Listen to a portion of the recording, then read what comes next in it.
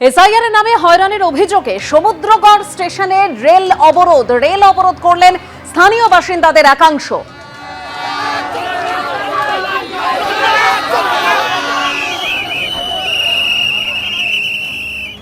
Rail স্টেশনে প্রবল বিক্ষোভ দেখান স্থানীয় বাসিন্দারা। ডাউন হাওড়া কাটোয়া লোকাল আটকে অবরোধ স্থানীয়দের।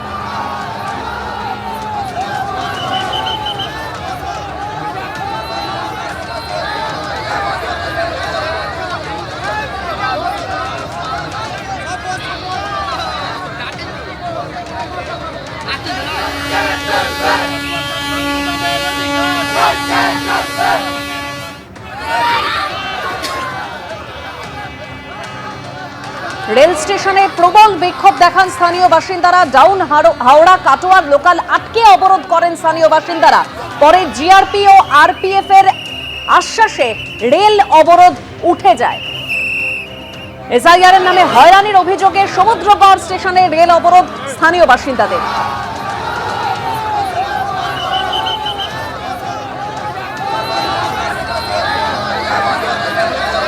ট্রেন অবরোধ করে তারা প্রবল বিক্ষোভ দেখান, একেবারে সেই ছবি আপনারা দেখতে পাচ্ছেন।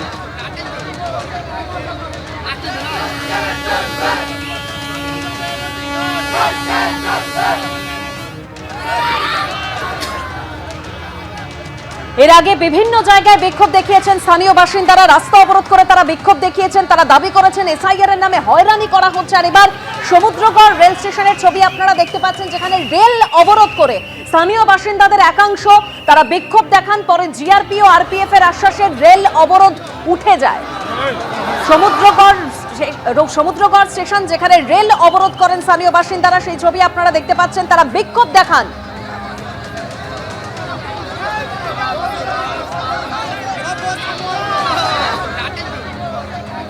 রানা দাস আমাদের প্রতিনিধি রয়েছেন টেলিফোন লাইনে। রানা, ঠিক কি অভিযোগ করছেন স্থানীয় বাসিন্দারা, এই মুহূর্তের কি পরিস্থিতি?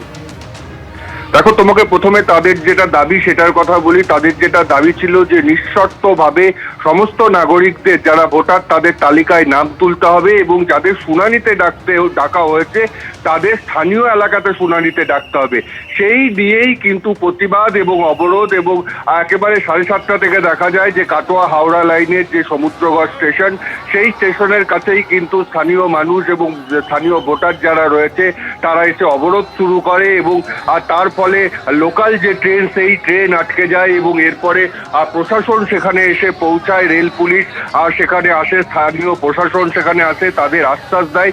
এবং বিক্ষোভকারীদের দাবি ছিল যে একেবারে ঊর্ধ্বতন কর্তৃপক্ষকে এই বিষয়গুলো বলতে হবে এবং যদি এর পরেও তাদের দাবি মেনে না নেওয়া হয়, অর্থাৎ এসআইআর সবার নাম তোলা না হয়, তাহলে কিন্তু এই অবরোধ চলবে। প্রায় আধ ঘন্টা মতো এই অবরোধ চলে এবং তারপরে কিন্তু অবরোধ ওঠে। এই মুহূর্তে ট্রেন চলাচল স্বাভাবিক রয়েছে। তবে বিক্ষোভকারীরা জানিয়েছে যে এখন প্রশাসন আশ্বাস দিয়েছে যে ঊর্ধ্বতন কর্তৃপক্ষকে তাদের দাবি জানানো হবে। সেটা যদি না মানা হয় ফের তারা আরো বড়সড় আন্দোলনে নামবে। ধন্যবাদ রানা। তবে এর আগেই এসআইআর নিয়ে হয়রানির অভিযোগে কোথায় কোথায় বিক্ষোভ দেখানো হয় সেই ছবি আপনাদের সামনে রেখেছি। চাপড়ায় যেখানে বিএলওদের তরফে বিক্ষোভ দেখানো হয়েছিল, টাকিতে এসআইআর হয়রানির অভিযোগ একেবারে ধুন্ধুমার পরিস্থিতির সৃষ্টি হয়। এসআইআর বিক্ষোভে চাকুলিয়ায় ধুন্ধুমার পরিস্থিতি গতকালের সেই ছবি পরবর্তীতে আপনাদের দেখাবো।